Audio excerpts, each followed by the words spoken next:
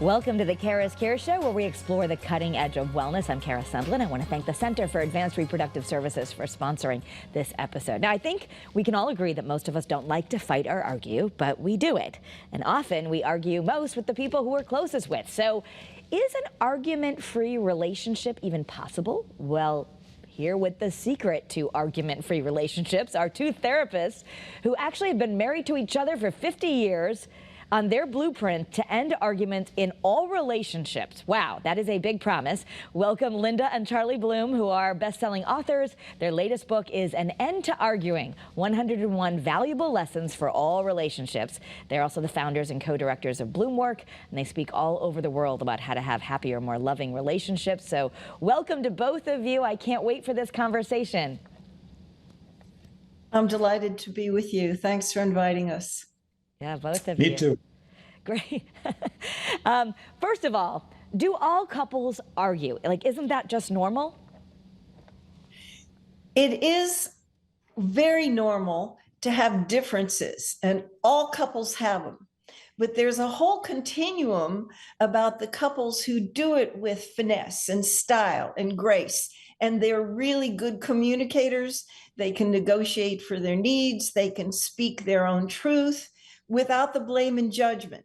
And then on the other end of the continuum are the ones that wound each other and hurt each other and keep a lot of issues in the denial zone where they don't go away. They just fester and irritate each other. And so, yes, it's commonplace to have differences, but the arguments and the conflict that really causes a lot of pain and suffering, that's the optional part. That's where couples can learn to do it really well. And Charlie, I'm just going to make a joke that your wife is doing most of the talking. Is that the secret? Yes, ma'am. Happy wife, happy life.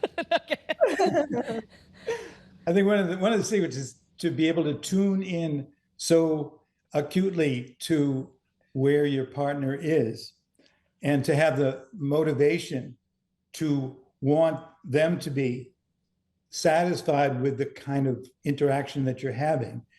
That when both people are doing that, it minimizes the chances of having arguments. And when we use the word argument, we're not talking about differences, and we make that distinction really clear in the beginning of the book, that all couples have differences, and it's the differences themselves that actually make that person attractive to us, because they represent something that we may not have so fully developed within ourselves that we can experience through this relationship. And that's what we call chemistry.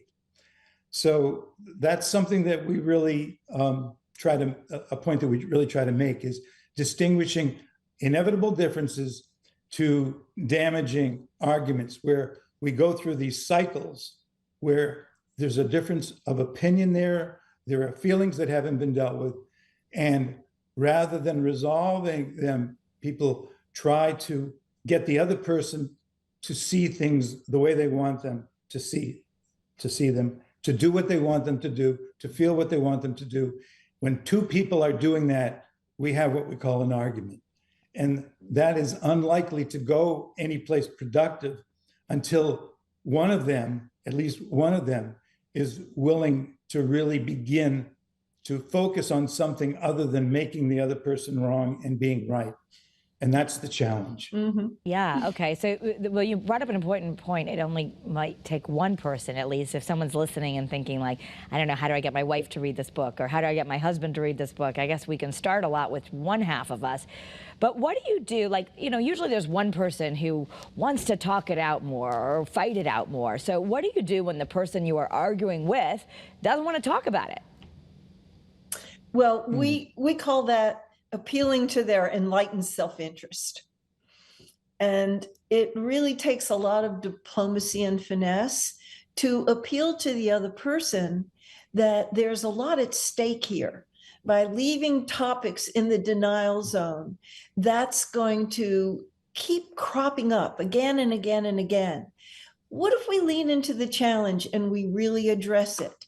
And you need to reassure your partner who's reluctant to engage with you that you will be respectful, that you're not going to try to coerce them into behaving in a way that you want them to behave, or to speak in a way that they don't feel comfortable, that you can do it in small bits. Maybe you just talk for 5 or 10 minutes. It doesn't have to be a lengthy 1 hour, very deep and involved discussion, but you might want to nibble away at it a little bit at a time.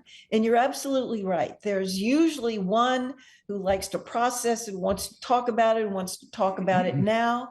And that person has lessons in patience, that they may need to be patient and persistent and really artful in the way in which they enroll the other person and help them to see that they're going to be better off, that both of you are going to be better off. The relationship is going to be closer and have a higher level of trust and security in it, if those issues are addressed. So there are 3 words you say to never use in an argument. What are those? Well, the most important word is the first one of the 3, and that is you. Okay. Whenever you start a conversation or you respond to another person, beginning with the word you can be pretty certain that what's going to follow is something that isn't going to feel good to be received by the other person. It's going to probably be some kind of an accusation, like you're just like your mother, or you always forget my birthday, or what's wrong with you? So the second 2 words in that particular example are being defensive. You're being defensive. When people get accused of something, particularly when they get accused of defensiveness, it always activates them. It triggers them. Triggering means that something you've just experienced, something that has activated a very strong negative response from within yourself. And there's a natural inclination to defend yourself against what feels like a wounding. And so one of the things that is helpful to do when you notice that your partner is being defensive or justifying things or excusing themselves or explaining things, which all are forms of defensiveness, is to really look at, instead of trying to get them to stop being defensive, which you can't do, especially by yelling at them, telling them that they, accusing them of that. But what you can do is you can respond non-defensively yourself, that you can bring openness and honest feelings to them without being accusatory, without being judgmental, without trying to get back at them. Using, and in the book we use a lot of examples, because a lot of people they don't know what it even sounds like to respond non-defensively to what's perceived as an attack. So, there are ways that you can do that. You can focus more on what I'm feeling in response to what you just said to me, which is very different than you're being defensive, which comes across absolutely as a judgment and an accusation. So we really encourage people to bring more mindfulness into your interactions. Take a moment, take a breath before you indulge that impulse to get back at that person, to react, to defend, to attack, to withdraw. Take a breath or 2. And it's amazing how quickly you can modulate some of those reactive responses just by taking a breath. That's not the answer, but it's an important first step. So that's the first step. That was what I was going to ask you, really, is these all sound like great advice, right? And if we are being our adult self, if we are grounded, if we are rested, if we are not hungry, but there is that word trigger, right? And the trigger, so often couples fight over the same things, right? It might be, I'm going to use the example that I think happens in a lot of households. You know, mom comes home and dad's standards of whatever things are supposed to look like and be done are very different. And it's like, oh, the place is a mess. You're always a mess. You never put anything. And like, obviously, you might have a valid point that like things that were promised to be done got forgotten or whatever, but there's that trigger moment where you just, I guess, when we're not being our best self, we might just react and indulge, as you said, getting angry, which sometimes you think, I need to feel angry. What do you do about the people who are like that, who tend to be more reactive and just kind of get triggered and then they regret it later? Well, we're going to get triggered. That's a given. There are going to be moments where we're overtired or we're stressed or we're irritable and hungry. When we get triggered, we are each challenged.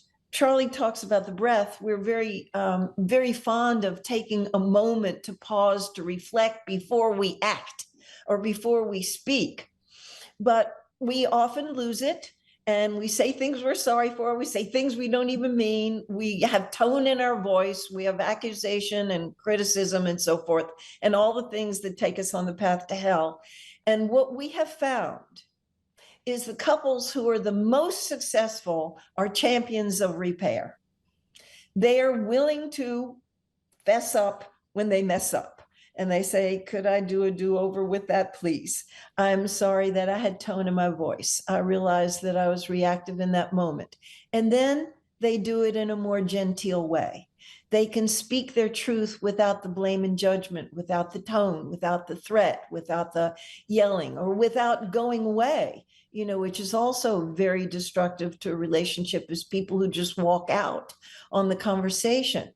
And so to repair, as soon as we have the composure to do so, we may have to have a timeout. Doesn't have to necessarily be long, but have a timeout, take a break to pull ourselves together so that when we come back, we can offer a sincere apology, so that we can ask for forgiveness, that we can clean up the mess that we just made and start over, because the issue still needs to be addressed.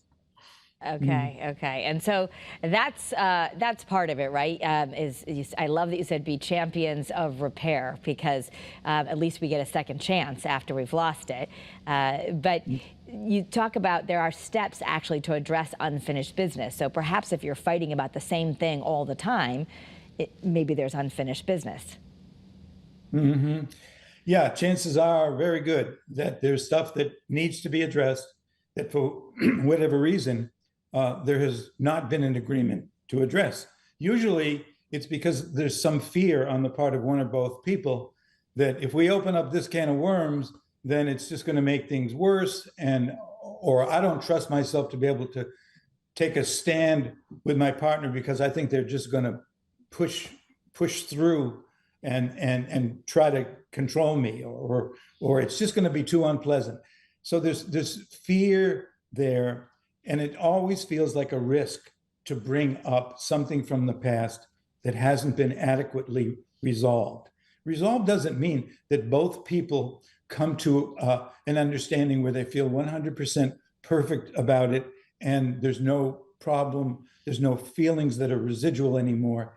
It could be, the process sometimes can take a number of different interactions where we take steps towards moving towards reconciliation, towards understanding, towards acceptance, towards forgiveness, towards apology, towards responsibility. And so the first step in that process is to acknowledge, basically just say, hey, you know what, there's some concerns that I have that I wanted, that are really distressing me, and it's getting in my way of really being in this relationship the way I would like us to be together. And I would love to be able to talk about some of these things, because I'm sure that we can work through them but it's not going away. So I really wanted to see if you're open to doing that. And depending upon the response that you get, which could be anything from sure, yeah, I'd love to, let's go, to well, what do you mean? What are you talking about? What's the problem? Yeah. So to extend it as a request or an invitation to the person, rather than saying those 4 words that strike terror in the heart of every man. We need to talk. Okay. Not a good invitation. Not a good way to begin. Yes. So yeah, go ahead. No, I love that you're saying that, just because I was wondering, the other thing is the importance of committed listening. So I guess that goes back to Yes. that we actually have to be ready and open to listen and hear. But you just mentioned we need to talk, as those words don't land well with most men. Is there a difference? I think that's one of the things we fight about. I always say, but you're not listening to me. Do men or women generally inherently listen better than the other?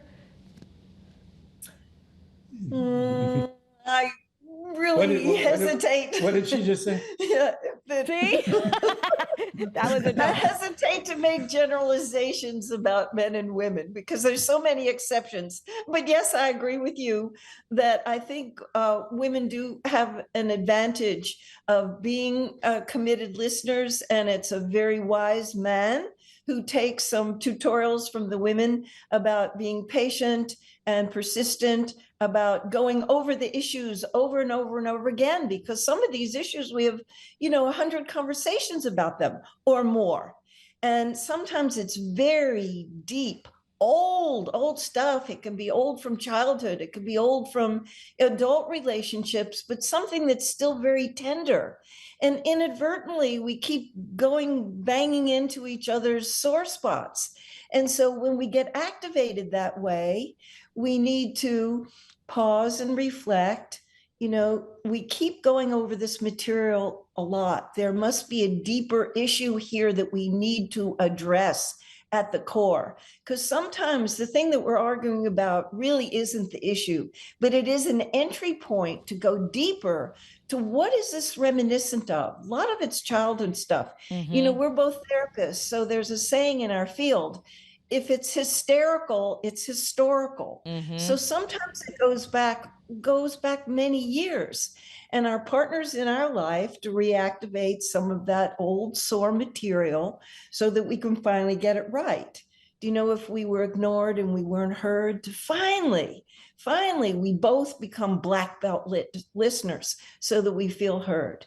If we were dominated and controlled, that we learn how to share power well, so that both people are getting their needs met and being heard and seen and valued for who they are, with their mixed bag self, that we're also imperfect, and that we don't have to be the perfect person, and we don't have to be the perfect child anymore, that we can have our weak suits and our great strengths.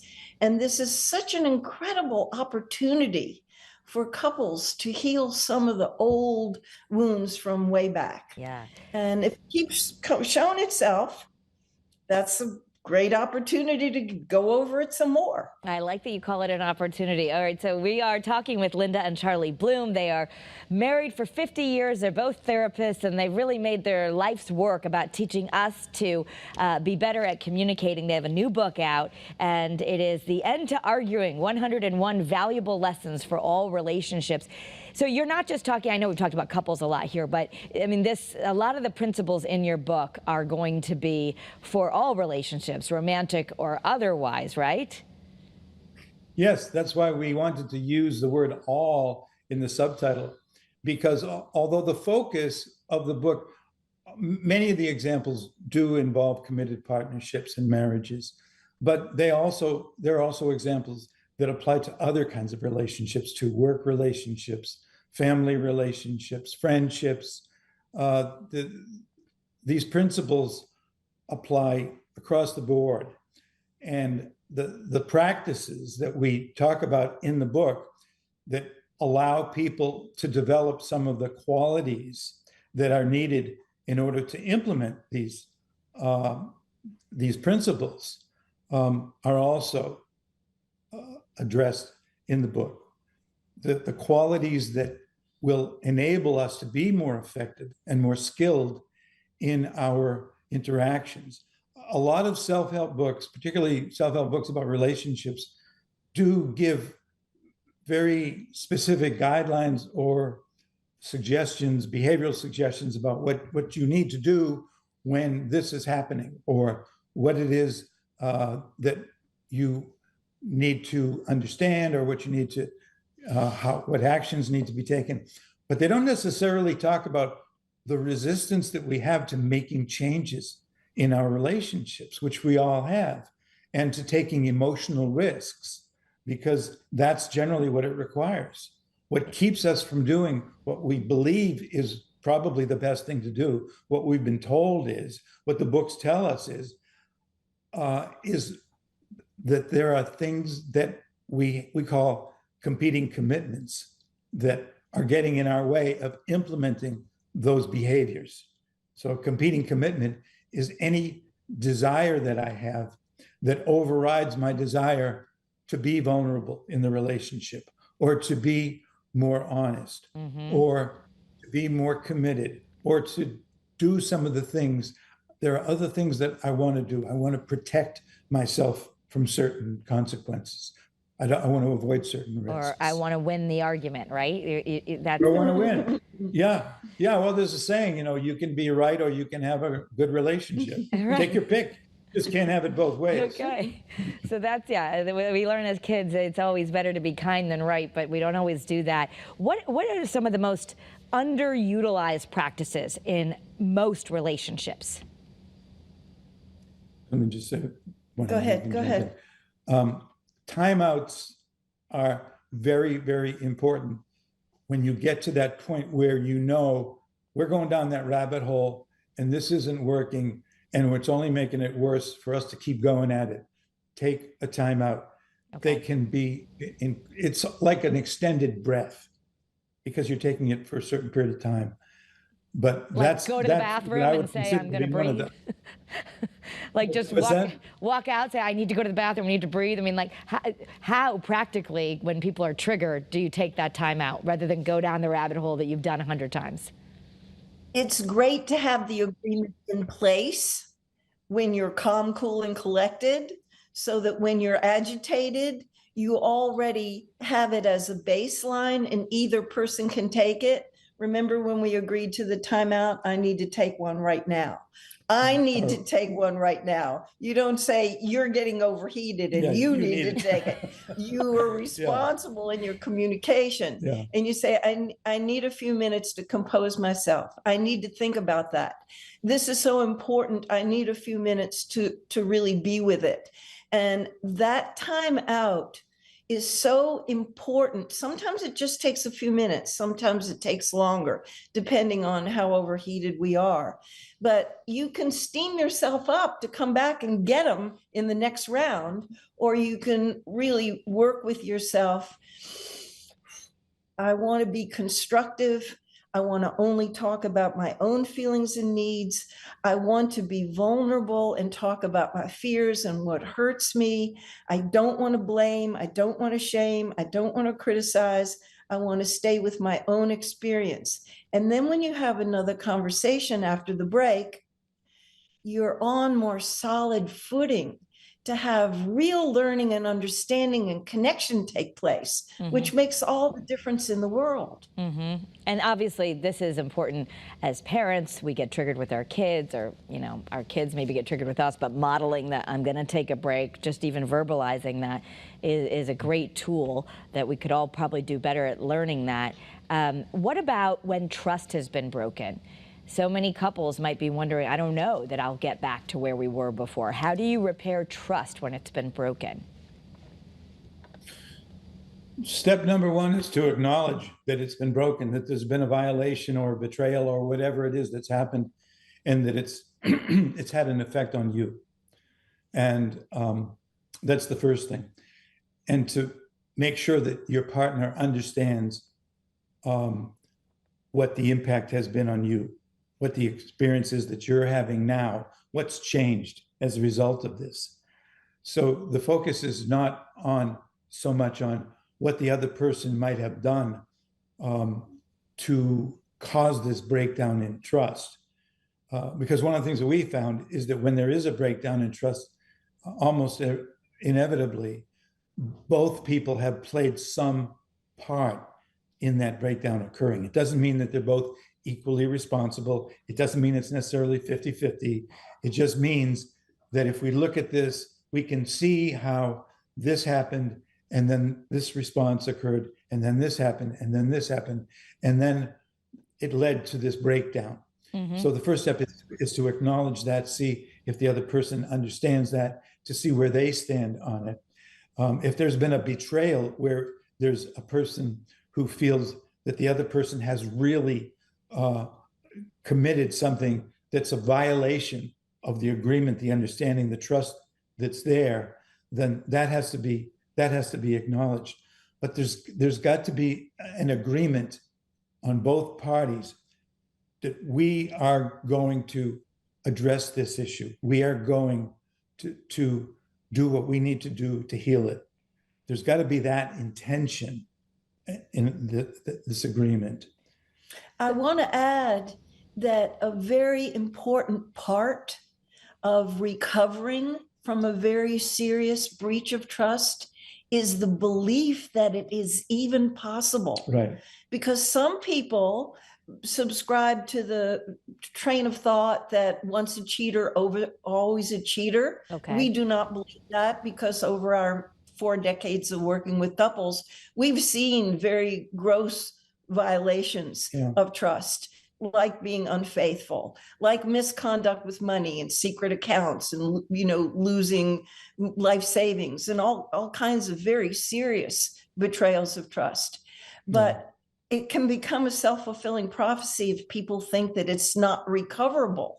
If you believe that it's possible to recover, and you can learn from the unskillful choices that were made, and the commitment is strong, no matter what it takes, no matter how long it takes, we want to preserve that which is good about this relationship, and we are going to learn from it. And it's possible for not only all of the trust that has been damaged to be restored, but then some, because of all the time and attention and care that had to be put into the repair work. Linda and Charlie Bloom, this is the end of this broadcast, but we've learned so much. I want everyone to know, again, the book, it's out there right now. It's An End to Arguing, 101 Valuable Lessons for All Relationships. Actually, it drops Valentine's Day, but you could pre-order it. And the website where you can get really into this and see all the, I know you do some virtual classes for couples. Maybe you can answer the question if they actually need a couples therapist. Your website is Bloom Work. It's on the screen right now, bloomwork.com. Thank you both so much for joining us for some cutting edge wellness, and I'm anxious to try out some of your tips.